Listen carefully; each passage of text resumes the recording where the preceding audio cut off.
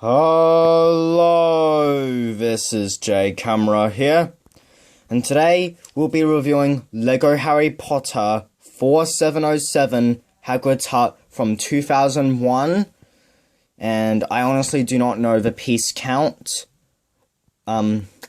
because I actually didn't have the box, because I got this pre-owned, again, This cost me like $110. Anyway, let's take a look. So we got the two minifigures there, and then the mini side builds. And down here you can see Hagrid, who for some reason has yellow hands instead of brown. Well, I'll get to that later when I get to the Hagrid minifigure, but then we got these, and here there's like a 9 that's like all in blood, which I think is cool, and I can kind of see that if maybe Hagrid accidentally kills an animal, or an animal kills someone, I guess I could see that. And then skip a lot of pages, like a lot. And then here's the roof thing, which I have more thoughts on, but I'll get to that later. And then, yeah, the completed thing. And then Harry Potter on the side there, though he's not in this set. We got a alternate build, and we got another one which thankfully has instructions, because for some reason they don't do that in like 2006 or whatever. I kind of wish that those Batman sets had instructions for the alternate builds, but I know they had them online when they first came out, but come on, surely they could have them in the instructions. And then you get the advertisement for LEGO creator Harry Potter, and in there, there's Hagrid. So, now I'm filming this with only one hand, just to keep that in mind. And now, I am going to take a look at the minifigures. So the first minifigure in the set is, I guess, barely counts as a minifig, but it's a character. I mean, I guess it's a half big fig, but it's Rebeus Hagrid, the character name in the set. And as I said of the hands, for some reason the instructions are yellow, but here they're brown. I think it's because of the printing, because they couldn't print yellow or something, or maybe it was just the brown was maybe too dark to have yellow on it. I don't know. I really wish they did make them yellow, like, or maybe he's wearing gloves. I like to think it's just an accident, but anyway, here's his hair. I actually think this is better than the new versions of Hagrid, because he just looks so small. Like, seriously. I prefer it when he's actually a half giant, like he's supposed to be. And his head is plain yellow with, kind of a boring, plain looking face, if I can zoom in.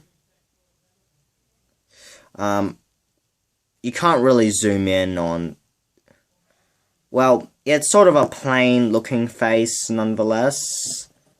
And he also has printing, like on the back here, and like on the arms, and he's got like pockets on the sides, and like a bit of red in the middle with a silver belt. So, there's Hagrid. And next is Dumbledore, who, I don't know why he's in this set. Like, I mean, I guess out of all the sets that they did make in 2001, besides Hogwarts Castle, it makes the most in this to re-put him in. I mean, it's the cheapest way to get Dumbledore, so I won't complain, but I would prefer if maybe he was in the Final Challenge set or the Sorting Hat. They would probably make more sense. I mean, he's in Hagrid's Hut for, like, the Chamber of Secrets and Prisoner of Azkaban, but, like, in the first film/book, he isn't. Anyway, this is the classic yellow Dumbledore. This is him in a, I guess, purple, like light purple or something, with the green belt and yellow pocket, like maybe a bag full of money. That's what I think it is anyway. And like a cape, and then 1 second. He also has like pajamas, like printing, like I like to think this is his skin, but as we see in the Prisoner of Azkaban, like flesh-toned figure, this is actually just yellow, like that's what's underneath. I like to think of it as a misprint though, because in the Lego Harry Potter Years 1 through 4 game, it's like his skin color, not. Anyway, this is what he looks like underneath with glasses. It makes me think a bit of, I don't know, the face, like the facial expression combined with the eyebrows and eyes makes me think of like, Darth Vader's face when like, having his mask taken off. That's what it makes me think of anyway. And of course it has the old greys because this is before 2004, so they had different ways of colouring things. And now we get into the side builds with this car that you can actually put something in, which I'll show you later, but it rolls well even though it drops. And then you got like a light that Hagrid can hold. I mean, Dumbledore could hold it fine also, but it wouldn't really look right in my opinion anyways, so you're supposed to put it on Hagrid. I mean, it's hard to do so with one hand filming. One moment. Right. It looks a bit like an umbrella from a certain angle, but there you have it. Him holding that. It's hard to do with one hand, as I said, so, yep. So, the second side build is a mouse trap, or an animal trap, but it's sort of in the instructions like a mouse trap. You got a mouse here, which is my very first mouse piece, and I think it's in white.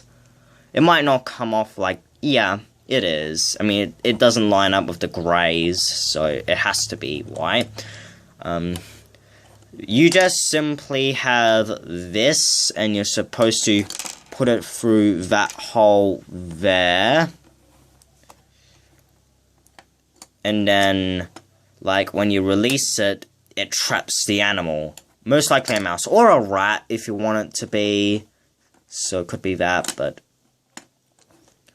and you got plants there, so...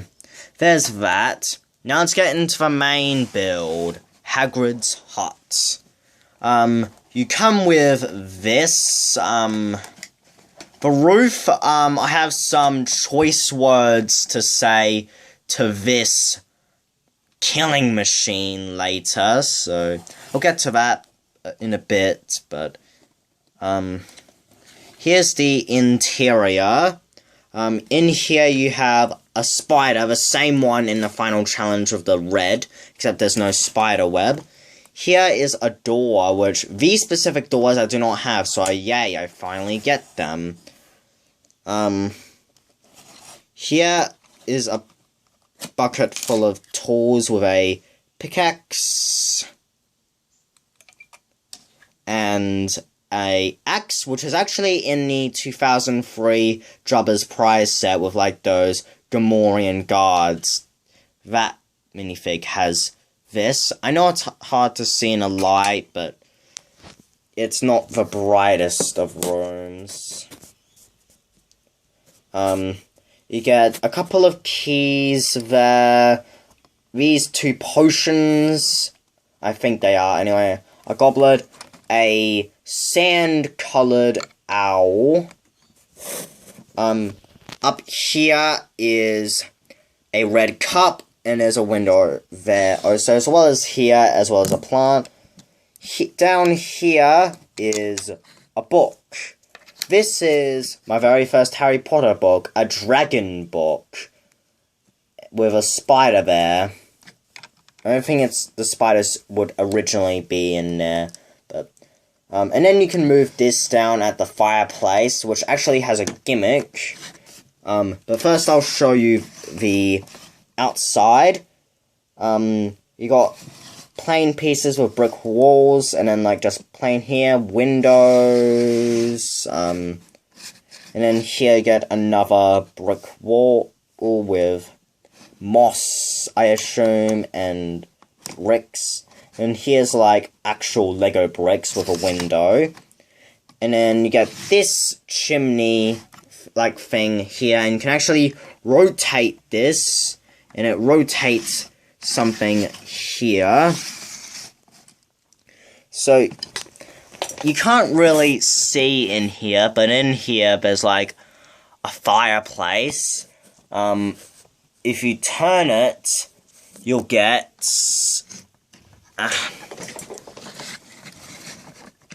Norbert the Dragon. This is Norbert's only appearance in Lego. And there's like a place you can put it there. You can kind of see in a camera a flame there. That's supposed to be a fireplace, and you can rotate it. What you can do with this here is put an animal like Norbert in here. So if I can...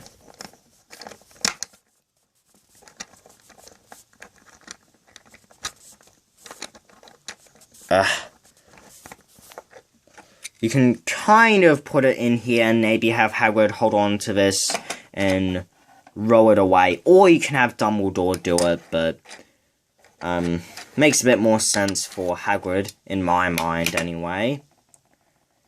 And that's what I assume why the book is there. Speaking of animals, I really don't know why Fang isn't in this set, because... One moment. Anyway, I'm sorry about that. I wish Fang was in this set, because that's like Hagrid's main pet, and that's what leads our heroes to the Forbidden Forest in the first film. And I guess in the second one, even though in the later films he's pretty much absent, but come on, I would have liked to see a bit of Fang in this set, at least. I mean, it makes sense for all the others, because he was only really in the first two, but... Come on, surely they could have put him in this set. Like, it wouldn't be that hard to put a dog thing here. I mean, I would have preferred that over an owl or spider, as cool additions as they are. I would have preferred Fang. I mean, they had to have Norbert too, because he only appeared in the Sorcerer's Stone, or Philosopher's Stone. Now, to the roof. As I said, I had choice words. Oh yes, and you can, like, fold this up, and, like, the floor is like that. And it's, like, a bit of a dollhouse or whatever. And, yeah, it looks more like a complete floor, because if you have minifigures like here, it's incomplete. But here, now, you have to have, like, these studs on both sides of 4 of the 8 roofs, which are all connected together. And then you have these things like poke out holes, and then you have this to like put around. I'm not even going to try doing that now, because I can only film with one hand. The thing is that these things here are so unbelievably loose. And second of all, you have to, like, fold them and everything. And, like, you have to, sort of crunch them together with this. I really wish that they poked holes through all 8 of them instead of half of them. That way they would all, like, connect like they're supposed to in the instructions. But no, they didn't. And most people on YouTube, or at least Just Who Could, I feel like I'm pronouncing that wrong. Just Too Good actually complained in his review of this set, and yeah, I really should have listened. But I got this set due to nostalgia. But I'm fine with these roofs being paper because they look cooler, because with Lego it would probably look terrible, but I think they should have at least poked 8 holes in them, I think. And maybe had something perhaps more stable in here or something. And if they did that, I wouldn't complain, and I don't think anyone else would, but now I'm gonna put the roof back together. Okay, so I have put it together, and I don't think it's quite as hard as Just Too Good said it was, but yeah, it's not fun. I mean, to be fair, I barely tried to even push this together. I mostly just put these here and, like, push it together a little bit, like, here and, like, a little bit here, but not, like, at the top. And I don't refold them or anything, which I think I should, but I'm not going to because I'm too lazy to do that, so. So, there you have it. That concludes my review of the set. Now, here are my negatives. Baroof, which bumps down the score for quite a bit, actually. And also, I don't think it makes sense to have Dumbledore in here. It should have had maybe Filch and the 3 main kids. Maybe Draco. But I think mostly Filch, if there was to be another teacher, because he doesn't appear in any of the sets. Like, he first appeared in 2010, and I was, like, in the Deathly Hallows movies. And also, that's when the yellow skins for everyone was dropped. So, yep, those are my 2 problems. If, they fixed the roof thing, and on top of that, instead of Dumbledore, we maybe got Filch, and maybe the 3 kids. Well, maybe Draco, or maybe instead of Ron, Neville, like in the book, but, then it would have been a perfect score, because I think design-wise it's perfect. Oh yes, and if I didn't give Hagrid the gloves and had them yellow like it has in the instructions. Anyway, that concludes my review. My score will be right up on screen because I don't think of them straight away. And I hope you guys enjoyed this video, and I'll see you all next time. Peace out. Bow, bow, bow. And one more thing I forgot. The Hagrid's hut on the map, as I'm gonna call it, is all right here. And Dumbledore's right there. And then here's my checklist. The sorting hat, I have that. The final challenge, I have that.